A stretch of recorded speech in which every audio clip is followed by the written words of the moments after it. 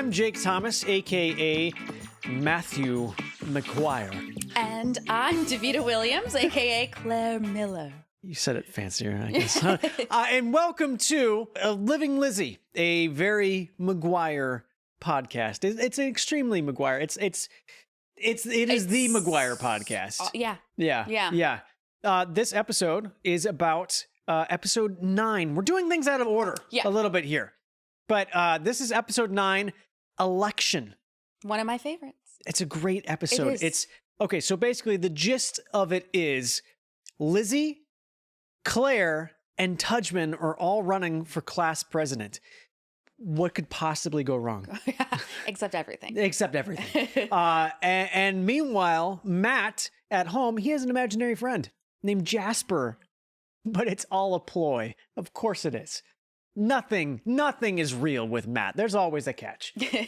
Not to get too into politics, but I mean, we can clearly see that there's some differences in the students' strategies for getting votes. I mean, okay, so like, what's Claire doing? Claire is just relying on her popularity and her looks. Yeah. And that is so common. And she's just going person to person, shaking hands, you know. Just being that, you know. I'm cool, vote for me. Yeah. Kind of thing. That kind of thing. I get that. Mm-hmm. She's a cheerleader. Yeah. I mean, you know, it comes naturally to her. Tudgman, on the other hand, very different approach. Yeah, eating worms. He's eating a worm for a vote. Yeah. Which is just a shock and awe. I mean, I don't think he even had any real platform to stand on, like anything where he had stances on certain subjects. It was just like, vote for me, I eat worm. And yeah. But it works. I mean, it gets attention, and I feel like that's pretty relevant today. It's like, just be loud and you'll get votes. Yeah. Meanwhile, Lizzie is, I mean, she's doing like the grassroots approach. Yeah. You know, she's just going like case to case. She's AOC. Exactly. She's like, she's the underdog. Yeah. She's the every person's representative. Yeah. In a way. Going around to every group, meeting all the constituents. And she even goes up to a bully. And it's like, hey, look, I know lunch prices, they're too high. We can do something. We can be friends. We can talk about this. We don't have to be bullies. We can solve the root cause of the problem. Yeah. It's very deep. If you look at it today, it's pretty deep. Matt, on the other hand, so he has a strategy of basically just pretending like he has an imaginary friend so that his parents will feel upset that he doesn't have a video game system that all his real friends have.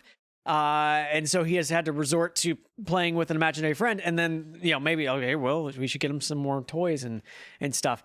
A ruse that mostly works. Mostly, yeah. Yeah. How do you, so going to the political strategies here, which one do you feel like you connect to most? I would vote for Lizzie. Vote for Lizzie. I would vote for Lizzie. That could be a bumper sticker, by the way. Yeah. I'm not really, I don't need the big, loud shock and awe stuff. Worms. And then just, you know, the pretty people. I don't know. You don't know. Yeah. Although a lot of successful politicians have been just very good looking. They're resting on their laurels. Yeah. Resting on their laurels or going for shock and awe. Yeah. Yeah. So I think I'm probably a Lizzie girl. Okay. Yeah. All right. Who would you vote for? It's very admirable. Oh man. I mean, first off, I got to know, how many worms is my vote worth? Yeah. Is this like out of the gate? This is an important question. Or 5? Yeah. I might watch 5. I mean, look, if you're class president, I mean, what kind of power do you really have? What do they do? I don't know. I don't think they do anything. I think they get to like plan a dance sometimes. Yeah, like, the theme is going to be Enchantment Under the Sea. Great, done. Yeah, they're not actually planning the party. They just get to like pick a theme. Yeah. Seems a little lame. Yeah, I guess it's just good for your. Yeah. What dance theme do you think that Tudgman would have picked? Ooh. Probably like Star Trek. I swear I was just thinking that. It'd probably be Star Trek. Yeah, something like that. Enchantment in the Galaxy. Yeah. Did you ever have an imaginary friend? I did. You did? What was their name? It was a boy, and his name was Richard. Richard. I know. Where did the name Richard come from? We were actually... Was it Nixon? If we're talking about politics. I know. Your imaginary friend. Mom, my imaginary friend is telling me he's not a crook. He's not. He didn't do Watergate. Yeah, I don't know where the name came from. We talked about it recently, my sister and I and my boyfriend, because Dana remembers... Richard wasn't around yet because he was there before my little sister was born. Okay. But she remembers the stories. And I had like a friend come over for dinner. Her name was Whitney. And she went to sit next to me at the table. And I was like, that's Richard sitting there. And she started crying. She was like, what do you mean? It's a ghost. My friend is sitting you're sitting on top of my friend. And yeah, it was a big thing. What did Richard like doing? I don't know. Whatever I liked doing. Oh, okay. So, that makes sense. I would have been really inconvenient. Yeah. Otherwise. So either I was just lonely or like that house was haunted. Yeah. Because once we left that house, I don't think Richard followed us. Wow. So Richard's still there to this day, waiting. He's with the new family. Yeah. Did you have one? No, I was a normal child. I'm spilling all my secrets. My sister didn't have one either. I was the only one that had Richard, which is such a strange name. I honestly don't even know a Richard. It's not like I had a Richard in my family and that. So strange. Yeah, it's very weird. Very strange. It's very weird. I'd love to know why. I have more questions than answers at this point then. Huh. Okay. Yeah, I never had an imaginary friend. I don't know. You're a normal kid. I mean, I think I just had like way too many like plots that I was playing out in my head with like my cars and my action figures. Yeah. I was very enthralled with doing that. You didn't need an extra friend. Yeah. I just made up my own little, stories and movies. Yeah, that's fun. Yeah. I don't know. Did you have full-on conversations with Richard? Yeah, we had my parents had to put a dinner out for him. Like he was part of my family. Wow. And I'd get really upset if they didn't include the other kid that lives in the house. Yeah. I mean, Matt gets really upset with the parents when they don't, like this is Jasper. He's real. And then sometimes the parents would say things like, what do you think of that, Jasper? I'm like, Jasper flew away. Yeah. What are you talking about? You don't know what's going on. He just flew away. He's on the moon right now. Just chill out, Dad. Jeez. I didn't want to excite you too much ahead of time. So this is a total surprise right now, but we have a special guest. Oh my gosh. That is joining us. The doorbell. I'll get that.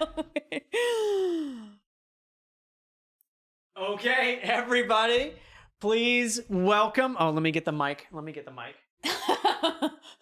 Everybody, please welcome from that episode, Jasper. Jasper, how are you? It's good to see you. You look, I mean, it's been some years. It's been some years. The years have not been great to you. I can't lie. How you feeling? It's great. Oh, really? Wow. Yeah. Okay. That's terrible, but Now I am curious, what did they pay you to appear on the show? I mean, because obviously you're a pretty notable person, and it was a big ask to get you on the show. So how was the pay? Like, what did they offer you? Okay, and that's in Monopoly money, yeah. Wow. Fascinating.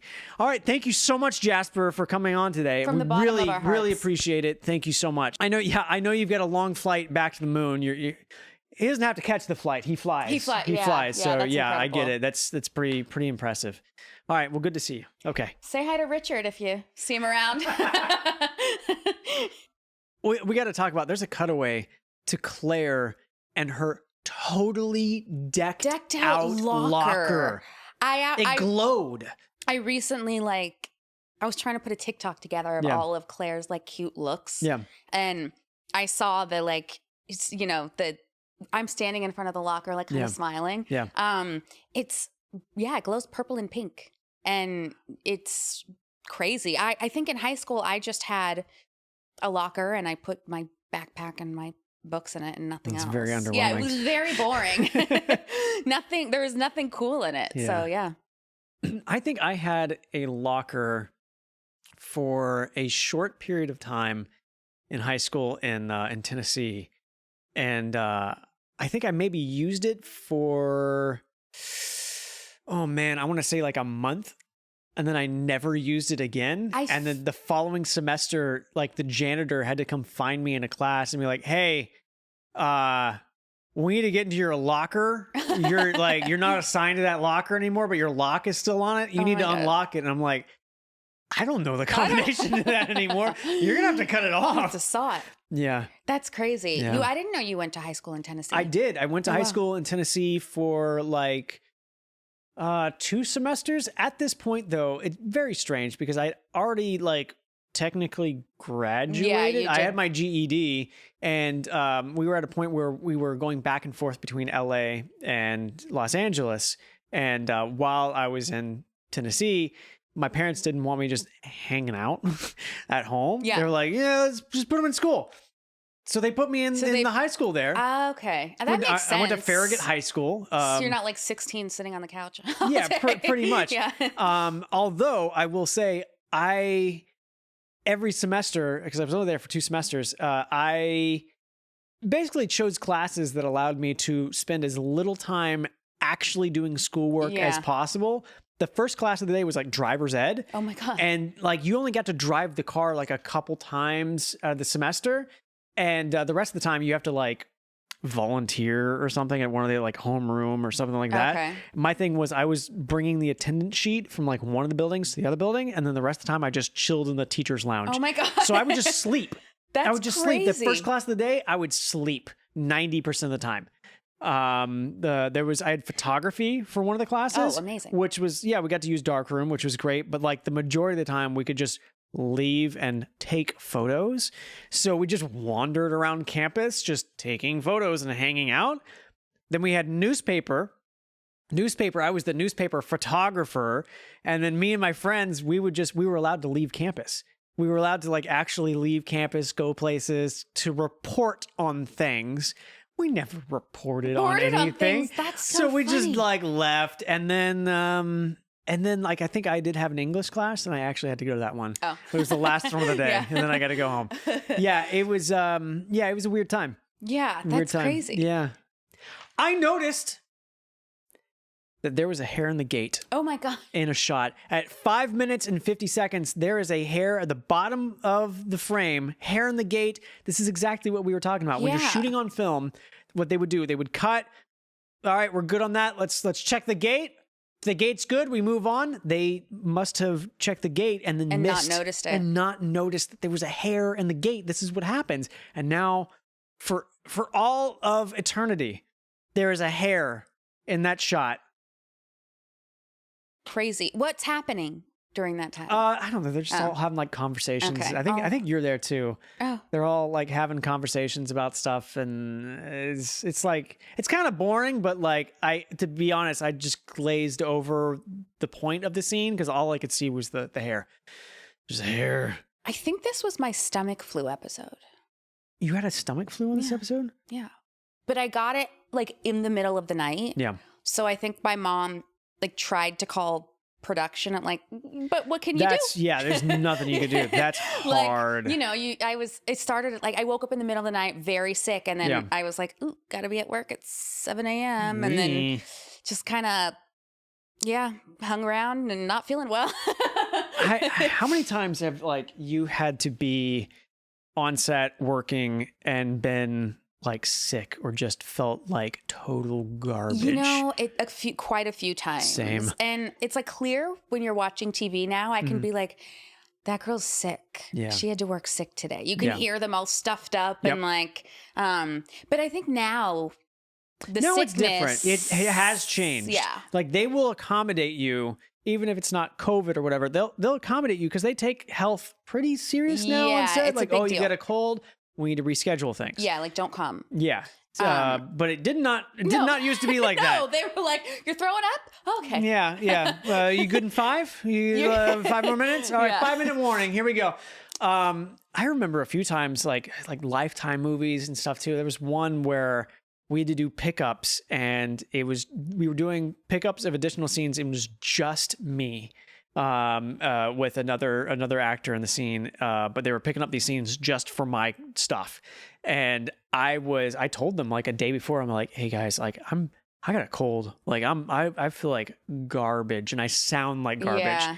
And they're like, oh, we got to do it. Yeah. We don't have a choice. And it's just like, you just have to, I'm like doing tea. I'm like loading myself up on as much throat medicine and congestion medicine. And it's just like, I sound rough. And then you have to like, I'm like, does it look like it? You have to be energetic yeah, and everything. you You have just to feel like garbage. That's the hardest acting. Yeah. That's the hardest acting, when you actually feel like absolute garbage and you have to like, play happy. You have a fever, but you're like, this is awesome.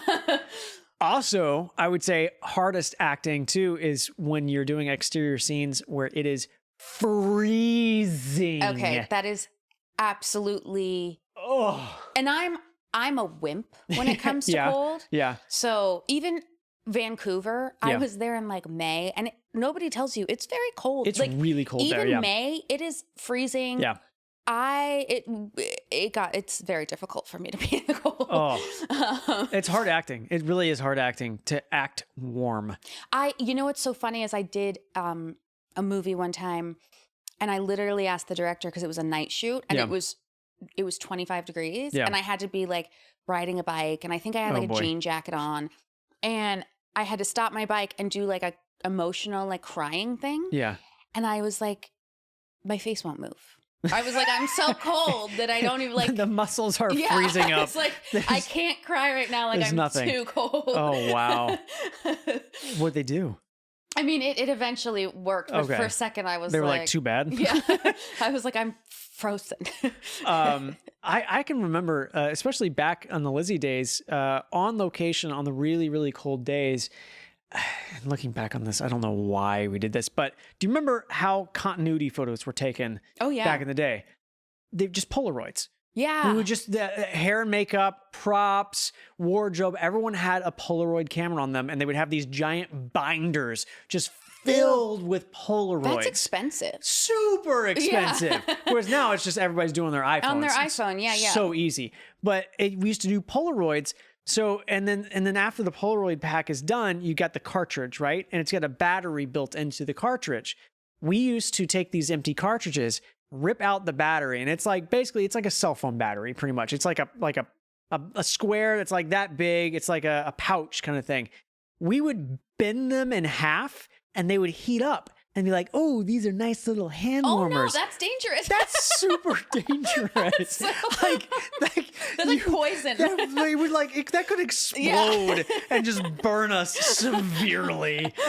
Looking back on that, I was like, that was dumb. I cannot believe who was doing it. You and yes, we were all doing it. So I remember funny. though, they would get real hot sometimes. That's like there's a dangerous. Massive chemical reaction happening there. That was not I'm smart. shocked your palms weren't burned off or something. Yeah, legitimately. But also, so talking about like acting like it's really warm and comfortable when it's actually freezing. I've done the opposite. Also, strangely, in Canada, I was in Saskatoon, Saskatchewan. It's cold there. It's very cold there. Usually, I was there during the summer doing a show for PAX Network, which is that one doesn't exist anymore. Yeah. And it was a medical drama procedural called Body and Soul. Oh. And it was supposed to take place in Chicago in the winter. And I'm like bundled up. I was like, I don't know, I want to say it was like 13, something like that. I'm bundled up with like, hat, jacket, gloves, everything. I'm like running around outside, and it's like one of the hottest days on record in Saskatoon. It's like 85 degrees, and we're shooting the scene all day, and I'm like super bundled up, and I just get like really sleepy, and like I'm just like not feeling good. I got heat stroke. Oh my! I got heat stroke. They had to take me to the ER. Oh my God. In Canada, but didn't cost anything because it was Canada. Yeah, Canada. So it was great. So it was great. But yeah, no, that's my memory of Saskatoon, Saskatchewan, Canada, is getting heat stroke. You know what's so funny is I worked for Hallmark last year, and they told me like all the big Hallmark Christmas movies, they all film summer. Yeah. So everyone's like, they fake the snow and everyone's bundled up, but it's like 80, 90 outside. Yeah. And the snow is funny. It's like a papery kind of feathery kind of stuff. It does not look like real snow. Don't look too close. It's not real snow. At least it's better than asbestos. That's what they used to be doing. Is it really? Yes. If you watch Wizard of Oz, there's a scene where like, oh, it's like all this beautiful snow that's falling. It's asbestos. Wow. And everybody got mesothelioma. Are you serious? Yes. No joke. That's not Good funny, times. but crazy. That's movie magic for you. That is wild. If you or a loved one has been diagnosed with mesothelioma from watching or being around the set of the Wizard of Oz, then That's so wild. Yeah, they used to have those mesothelioma commercials a lot. See, I wonder too, I've thought about this, what is going to be the equivalent for our generation of the mesothelioma commercials? Vapes. Whatever you're getting from vapes. It could be. Yeah, because what are they going to call that? There's got to be a fancy name for it.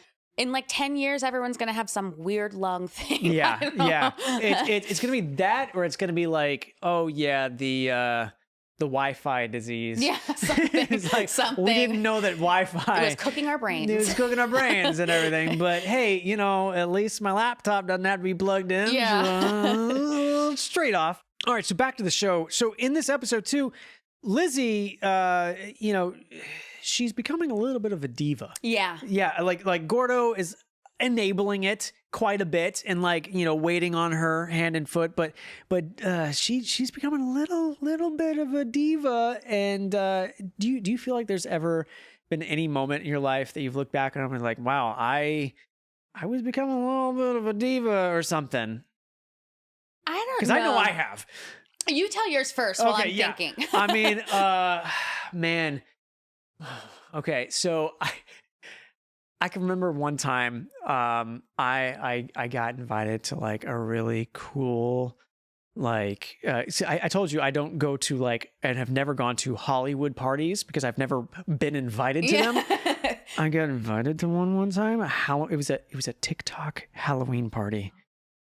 And I thought this is great. Because I just started doing TikTok and it was blowing up on TikTok and I was like, I feel like I'm pretty cool. Go to the TikTok party. The next day I have a wardrobe fitting for a shoot.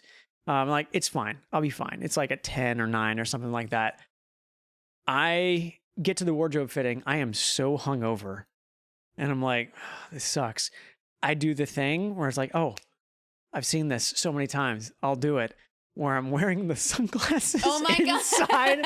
Don't worry about it. I'm just really hungover because went to a cool party last night. Don't worry about it. Oh my God. And now I look back on that and I'm like, that was bad. Don't do that. Don't do that. I need to be taken down a few notches. That was bad. Oh my God. No, I don't. I've definitely been hungover at work before. But now in my older age, I can't. Yeah. If I'm hungover, there's just no way I'm going to be able to work. Yeah. I'm too old. Yeah. As you get older, I mean, it's drinking is not fun. No, it's not. Last night I drank, I think for the first time in maybe a few months. Still feeling it. Yeah. You're going to. I only had half a drink. Yeah. I can't drink the same anymore, but I remember being on a soap opera when in my early 20s and going out with cast members and then showing up at 7 a.m. A mess. And I remember I didn't even tell, I was sitting in the makeup chair and I didn't even say anything about going out. Yeah. And the makeup guy was this really funny gay man and I realized he was right in my face. I probably smelled like alcohol or something because he was doing my makeup and he goes, "Was it worth it?" Ooh. Oh my God. I look a mess. That hurts. Yeah. So that doesn't happen anymore. Yeah. I'm very professional. Yeah. Yeah. Yeah. We live and learn. Yeah. We live and learn. And hey, also, I've said this a lot before too in the past. Look, if you don't have moments that you're looking back on and cringing about, then you're not growing. Yeah. How would I have grown from that and known that I cannot drink before work. If you can look back into your past and be like, yes, I support every single decision and action that I made. Yeah. Nobody's perfect. Sure about that? Yeah. Nobody's perfect. Lizzie orders a coffee at the Digital Bean, I think for the first time, and possibly the only time that the actual bean from the Digital Bean is utilized.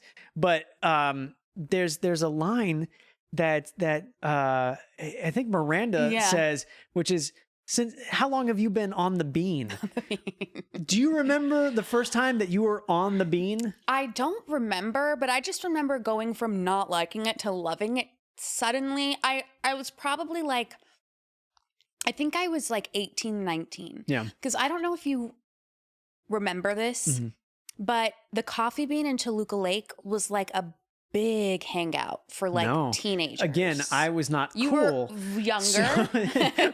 But also not cool. So I was not invited to these places. But we'd literally all go to the Coffee Bean, just tons of like actors. Like, we'd all go to the Coffee Bean in Toluca Lake and just like sit around and talk like we were, you know, adults. Yeah, like really mature. So mature. And it's funny because there are people that I'm still friends with that I met at that Coffee Bean. Okay.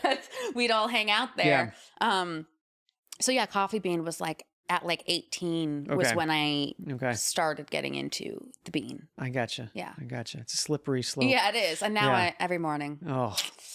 What about you? I mean, I don't know exactly when I started drinking coffee. I don't think I ever really fully liked coffee very much, but I think the only times I drank coffee earlier on was with like the Starbucks revolution. I mean, like the bottles of like vanilla frappuccino, whatever. Oh yeah. That was like, those were fantastic. Those were so good. So good. A lot of sugar. I was going to say just like, you know, diabetes and it's like candy. Very unhealthy. It's like candy. But I loved them. Also, I realized after a couple of years, because like every time I would have it, I was like, man, my stomach hurts every time I drink this. I'm lactose intolerant. Yeah. I didn't really realize how lactose intolerant I was Plus until later in caffeine. life. And I was like, oh, I can get oat milk or almond milk in this, and my stomach doesn't hurt. Yeah. Huh. Yeah. So that's when I stopped doing dairy. But yeah, I would say the Starbucks revolution probably did it. Those frappuccinos and I would get like caramel drizzled all over the whipped cream. Man, that's a lot of sugar. Yeah, I would never do that now, but it was good. I did get into a phase in my 20s where I was doing the fresh ground coffee every morning. I was like, we were getting like really good beans from like Mexico. Oh yeah. Yeah, like I was into it there, and like just the drip coffee, really into that. And then, you know, lockdown, like COVID happened, and then I was still consuming coffee, and it wasn't helping me like just be awake. It was just helping me be like nervous. That's it was exactly like, what it was doing just for me. I'm just sitting at home, just shaking on the couch. Yeah. It's like, this isn't helping. Have nowhere to go or nothing to do, so you just end up drinking like 5 cups. Right. And then not healthy. So I switched to tea. Oh, I switched to tea, and then it was like, oh, this is actually a way better caffeine source. What kind of tea? Just all loose leaf. Loose leaf, like pure tea, oolong. Ooh, there's a full-on tea herb shop on Figueroa in Highland Park. Okay. Like right near where I live, and it's just like filled with giant jars of tea. Yeah. And they like put it in. Yeah, no, I get all my tea, loose leaf teas from Jifun in Taipei. Oh. So like, yeah, whatever. Sorry. And then, but also recently though, I have been drinking a somewhat of a coffee substitute. This one company sent me this mushroom coffee. Oh, mushroom. Yeah. It's really good. Rise coffee. Yeah, it's really good. It's excellent. Mm-hmm. And it's evidently, you're like microdosing in a way. Oh, I didn't know that. It's like microdosing mushrooms. Oh, psilocybin, is that what it is? I think so. Yeah. I only had it like one time at my friend's house because she, I think, worked for them for a point in time. But yeah, it's really good for you. It tastes great. Yeah. The walls are moving. It's awesome. There's also a fantastic line here that that Gordo says, which is, Lizzie's not a monster. She's a politician. Yeah. You have to have a little bit of monster to be a politician. I mean, look. For the most part. For the most part. There are some good eggs out there. Sure. But the ones who stick with it, the ones who are successful, the ones who are a little devious. There's something going on there. Not all genuine people go into politics and be like, I'm doing this for the good of everybody after years of doing it. Yeah. Yeah. No. Yeah. It's and you have to be like, you have to be so good at lying to people's faces and promising them things that you're never going to do. And I'm not that type of person. Yeah. Like, I have to do what I say. So, yeah. But yeah, you have to be a little bit of a monster. A little bit. It's a lot of delegation, you know? Yeah. I mean, it's because I feel like sometimes, like, directing for me, directing is a little bit like politics. Yeah. You have to pick your battles. You have to, you know, delegate things of like, I need this person to do this on my staff. I need this person to do this. But it's also like, look, I know you wanted that shot. I know you wanted that in your budget, but I can't do it. Yeah. I can't make it happen. This is more important, unfortunately. Yeah. But it's just the way it goes. Yeah. And then, talk. and then kissing babies. I don't know what that has to do with directing. Mom listens in on a phone call that Matt is having with a friend, saying that we thought it was Jasper, but really it's Matt's friend Doug. Yeah. Doug is saying, "Hey, yeah, how's that plan going? Oh, they're totally buying it. They think I have an imaginary friend. They're buying me all these toys and video games. It's fantastic," which just confirms exactly what we were talking about. Our parents were totally picking up the other end of the landline and listening to our conversations. They were. It's almost like kids now have a little bit too much freedom. Way too much privacy. I'd be scared for my kid to have an iPhone. I don't have kids, but an iPhone and TikTok and I don't want my cat to have TikTok. Yeah, I don't want my cat talking to strangers on the internet. Sometimes like on my For You page, I'll see stuff on my TikTok and I'm like, how did this get in my algorithm? Well, yeah. This is crazy. It's true. It's true. Yeah. I don't need a little kid seeing this. Yeah. But yeah, parents were absolutely spying. I even we'd write a lot of notes in class, and like my dad found my notes once, and got in a little bit of trouble for that. But so yeah, I think there was like no privacy back then, because you're not writing notes in class now, and you can just text someone. Yeah. So before it was a little harder to do that. A little bit. Sarah Paxton is in this episode. Yeah. I looked it up. Sarah Paxton, she hasn't been in any other episodes, though? It's just this one? Just that one, which is so strange. But she works a lot. She works a ton. She was the former class president, passing the torch. Yeah. She was we follow each other on social media. Okay. So I saw that she just did that Marilyn movie. Yeah, that's right. With Anna de Armas. Yeah. Yeah, she's doing really well. That's great. Yeah. See, love to see, people from Lizzie, like early days, doing really cool stuff. If they could just remember us too, that'd be nice every once in a while and hit us up, I'm available for a Marilyn Monroe movie. Legitimately. I'll put on a wig. Come on. I also, there's an episode too where it's Matt does the cardio punch commercial, where the director, who was just like it's like a 3-line role, is Zachary Quinto? Yeah, Zachary Quinto. That's so funny. And it's like insane. That's so funny. It's like, oh my funny. God, it's him. That's so crazy. Yeah, I mean, we had a lot of good guest stars. Again, Kyla Pratt is like a legend. Yeah. Works all the time. Yep. We had some really good people on there. We really did. Yeah. We really did.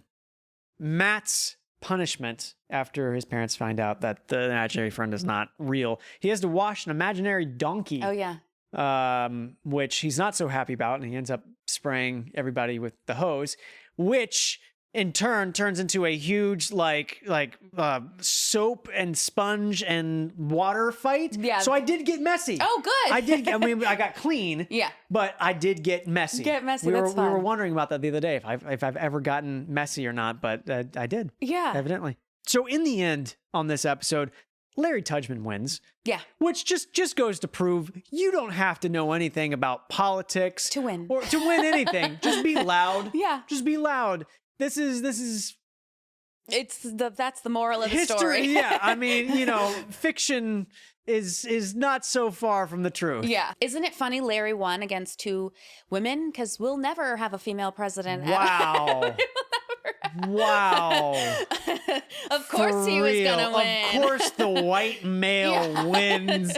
He didn't do any work. Didn't do anything. Just ate bugs. Just ate bugs and he wins. Yep. Wow. Lizzie was working her ass off. Wow. Even Claire was going around and meeting people and actually trying to be a politician. This goes to show. Wow. Art imitating life. Jeez. This is sad. I know. So what would you say, knowing all this, the actual moral of the story in this episode is?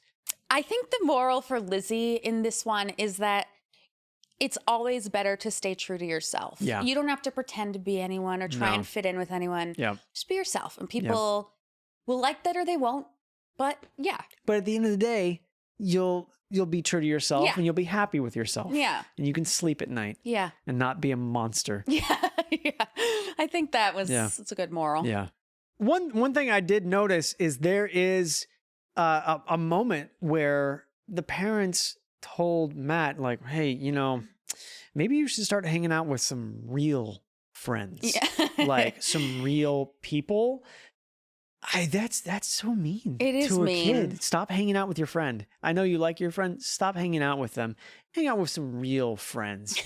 Did you ever have a circumstance where like your mom didn't want you to hang out with like All somebody? the time. Really? My mom had very strong opinions on people and friends when I was little, which is funny to think about that like she saw an 11-year-old girl and was like, that's going to be trouble. you know? No, but she had a lot of, she was very vocal about her opinions, but a lot of the time she ended up being right. Yeah. I hate when that happens. I know. She would tell me like, don't hang out with this person, stay away from that person. And then she always ended up being right, which sucks. Damn. Yeah, same here, I think. Although I didn't, let's see, I had very few friends. I didn't have a lot. I feel like. That's what, so there wasn't, but just certain people. My mom would be like, Okay, it is that time once again. It's questions from the audience. All right. Aiden's mama asks, what do you think your character would be up to these days? What do you think Claire would be up to these days? I've thought about it. Yeah. I think she'd be a very professional woman, maybe working for a Fortune 500 company. I saw her as an executive. She leveraged that popularity. Yes. I think she knew how to claw her way to the top. Yeah. And she is up there somewhere, a CEO somewhere. And I don't know. I never really saw marriage for her. I think she's all about her business. Yeah. I don't know why. Because a partner would be just holding her down. Yeah. She's no one can hold her down. No. For Matt, I don't know. I mean, I feel like Matt could go a lot of different ways. Yeah. I'll just go off of what I personally will speculate because there is a canon version of where he is today. Oh yeah. But I would say that he is he's doing pretty good. Okay. He's living his best life and he's you could probably see him as a business person. Okay. But like he doesn't take anything seriously. Yeah. He's like one of those guys, like visionary type guys. He's like a Steve Jobs kind of guy who like he's in there. He doesn't know the skills of anything really, but like he's got the idea. He's got the ideas. Yeah. He's an idea person and he's very enthusiastic. That's almost like how your dad was on the show. It's true. Very like he had the idea. Maybe the ideas. Yeah. He wasn't maybe as enthusiastic. Yeah. I think that's where Matt could have, come in and really taken the success. Yeah, I agree. Yeah. Or he's homeless. Or he just couldn't get it together. He couldn't get it together. And here's a question from Monica Carroll 94. She asks, do you still keep in contact with the cast? Nah. All right, that's going to wrap it up for this episode of Living Lizzie. Thank you so much for tuning in. If you're not watching the YouTube version too, you're missing out on like half of our beautiful faces and this beautiful set too. It's actually pretty impressive. It's pretty awesome. Like, subscribe, give us a comment. If you got some questions that you'd like to ask us for another episode, leave them in the comments. Send us comments. Find us on Instagram and all that stuff. Thank you so much, and Thank you. thanks. See you next time. See ya.